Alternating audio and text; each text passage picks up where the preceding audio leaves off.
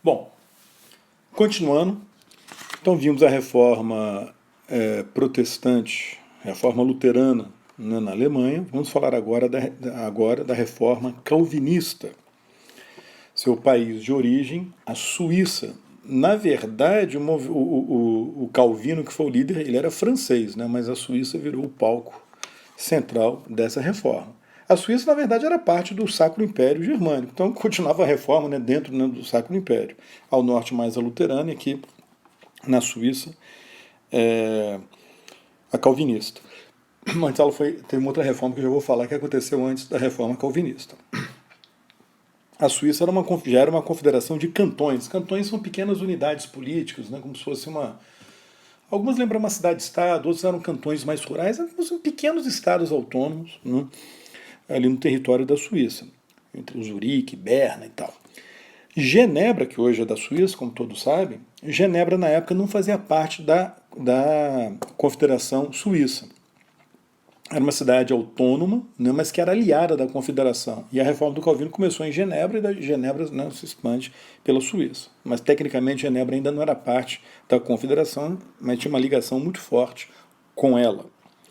Calvino, como falei, era francês, ele foge da França, né, das perseguições contra os protestantes, e foi para Genebra, onde ele desenvolveu o seu pensamento. A principal base de apoio do calvinismo, nessa visão mais tradicional, foi a burguesia. Porque a burguesia, eu já vou comentar. Aqui vocês têm uma imagem do Calvino, ok? As principais ideias de Calvino: culto simplificado, eliminando os ornamentos e as imagens, com valor simbólico dos sacramentos, ênfase na ideia de salvação pela predestinação. Calvino falava o seguinte: olha, na verdade Deus é tão poderoso que ele já determinou quem nasceu para ser salvo e quem nasceu para ser condenado. Por que Deus faz essa diferenciação? Por que ele escolheu alguns para serem salvos e outros para serem condenados? Não sabemos. Isso é um mistério da fé. É um desígnio de Deus. Como é que a gente vai saber? Né? Mas, segundo ele, Deus é tão poderoso, já predestinou tudo, desde o início da criação, né? Até o final dos tempos. Né? Então, quem nasceu para ser salvo, quem nasceu para ser condenado. Aí veio o grande drama dos calvinistas. Mas vem cá, como é que eu vou saber que eu fui escolhido por Deus para ser salvo? Qual que é o sinal da escolha? Qual que é o sinal da eleição? Qual que é o sinal da predestinação? Os predestinados, de acordo com essa visão calvinista, seriam os cristãos. Vejam só, tem que ser cristão, né? Levando uma vida, moralmente falando, adaptada ao cristianismo, em termos de família, de casamento, de comportamento e tal. Mas são cristãos esforçados, dedicados às suas tarefas e profissões, que não desistem diante das dificuldades que vão surgindo. Estão sempre enfrentando os obstáculos, sempre buscando superá-los. E o esforço do seu trabalho, ele não desperdiça com ele. Ele vai poupar, porque o trabalho é uma graça de Deus, é uma dádiva de Deus, é um presente de Deus. Né? Então a gente vai ter, na verdade, uma religião que vai romper com o catolicismo, mas que vai valorizar muito o trabalho, o esforço pessoal, a poupança, a busca do sucesso, da realização. Isso acabou criando uma visão muito comum nos vestibulares, que diz o seguinte, que o calvinismo acabou se transformando na religião, ou na versão do cristianismo, mais adequada ao capitalismo, porque vai justificar o lucro, vai justificar a usura, os juros, a acumulação de capital, o próprio sistema capitalista. Não foi à toa que o calvinismo recebeu o apoio da burguesia. Essa é a razão dessa visão tradicional, considerar que a burguesia foi a principal base social do calvinismo. Depois vai gerar até uma tese famosa e polêmica do Max Weber sobre a ética protestante, né, altamente polêmica e hoje muito contestada, mas que associa, né, essa ideia do calvinismo com o desenvolvimento do capitalismo. Na verdade, a reforma calvinista ela foi antecipada na Suíça, não em Genebra, mas na Suíça, em especial em Zurique, por uma outra reforma local, liderada pelo Ulrich Zwingli, que era um suíço. É a chamada reforma zwingliana. Ele defendeu ele defendeu muitas ideias próximas de Lutero, ele se correspondeu com Lutero, os dois entraram em divergência a respeito da Eucaristia e tal, eles trocaram correspondência. ele teve uma influência sobre Lutero, aliás, recebeu influência do luteranismo e defendeu uma igreja unida ao Estado, falando que não tem esse negócio de separar a igreja do Estado, não. O Estado tem que ser dirigido por dirigentes, né, comprometidos com uma igreja reformada. E ele acabou influenciando o calvinismo. Ele morreu nas guerras entre católicos e protestantes que atingiram também a Suíça. O Calvino, então, fugiu da França, foi para Genebra, e suas ideias de Genebra acabaram se espalhando também na Suíça. E Genebra acabou se transformando na Roma do protestantismo. Né? Foi instalado um governo controlado por calvinistas, um governo muito intolerante do ponto de vista religioso. Né? Isso aí foi uma marca desse governo calvinista em Genebra, inclusive executando hereges não calvinistas. De toda forma, o calvinismo se expandiu para outros países. Se expandiu para a Holanda, Inglaterra, né, com os puritanos, como a gente comentou, a Escócia, né, com os presbiterianos, e na França, com os huguenotes. A França, entretanto, ficou mergulhada numa guerra civil religiosa. Os huguenotes conseguiram, durante um certo tempo, autorização limitada a uma parte da França, mas a França, como um todo, uma parte dela permaneceu católica. Depois, os huguenotes foram expulsos da França no início do século XVII. A maior parte foi para a Holanda ou foi para a Inglaterra. Reforma anglicana. Origem, Inglaterra. Líderes, os monarcas da dinastia Tudor. Em especial o Henrique VIII, foi com ele que começou a reforma. Ela continuou com seu filho Eduardo VI.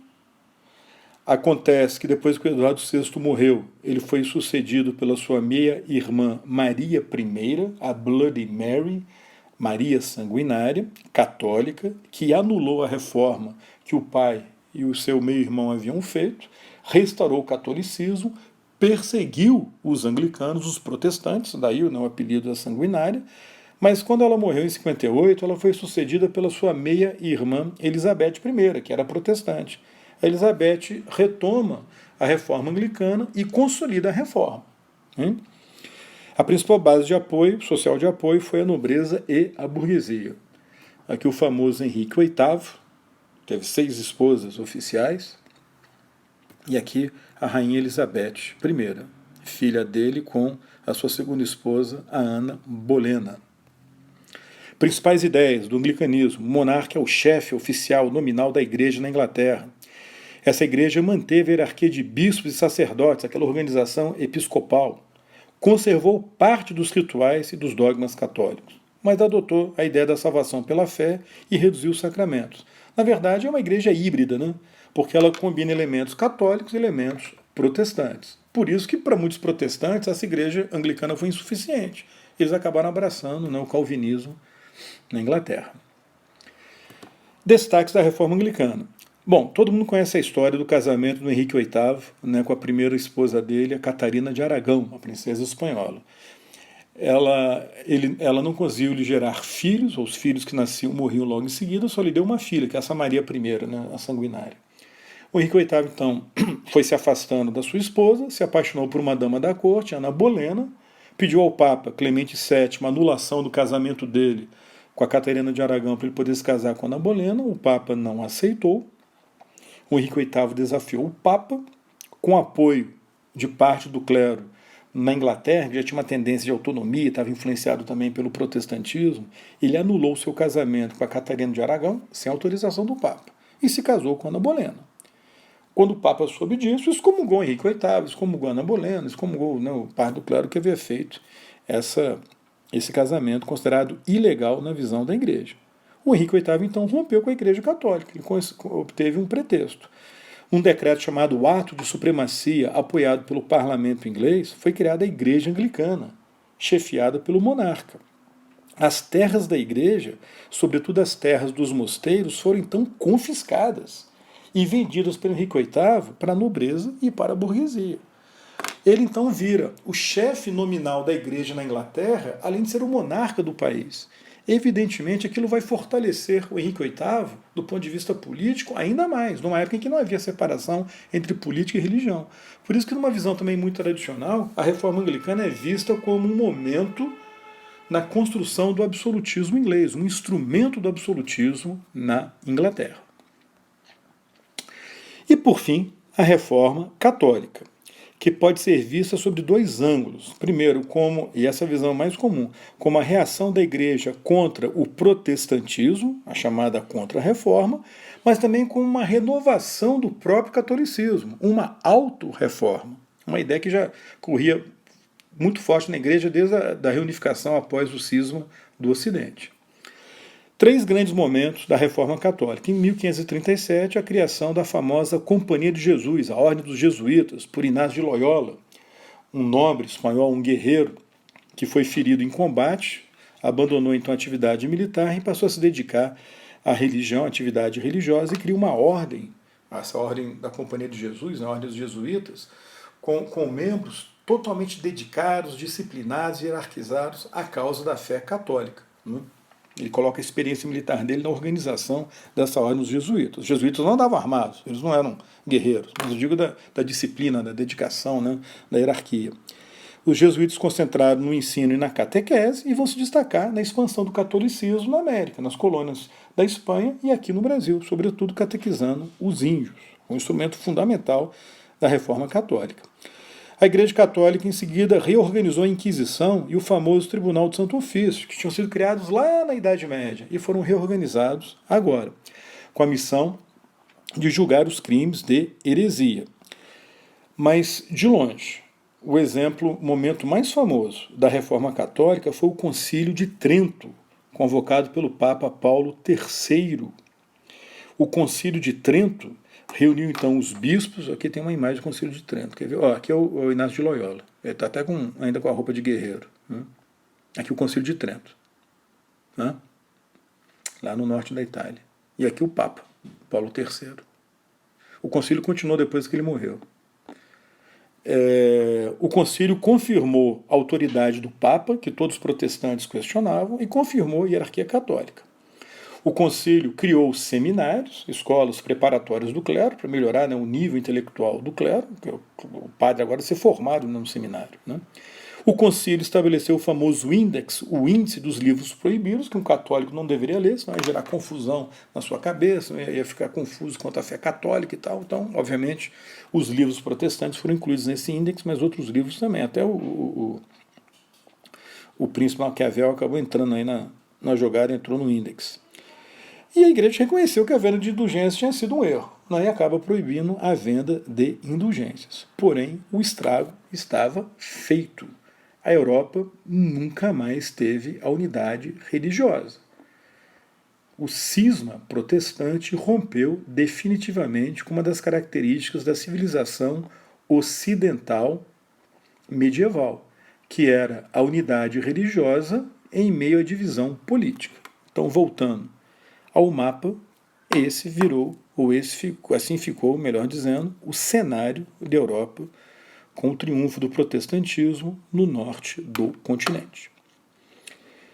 Beleza? Então é isso aí, pessoal. Até a próxima aula. Tchau, tchau.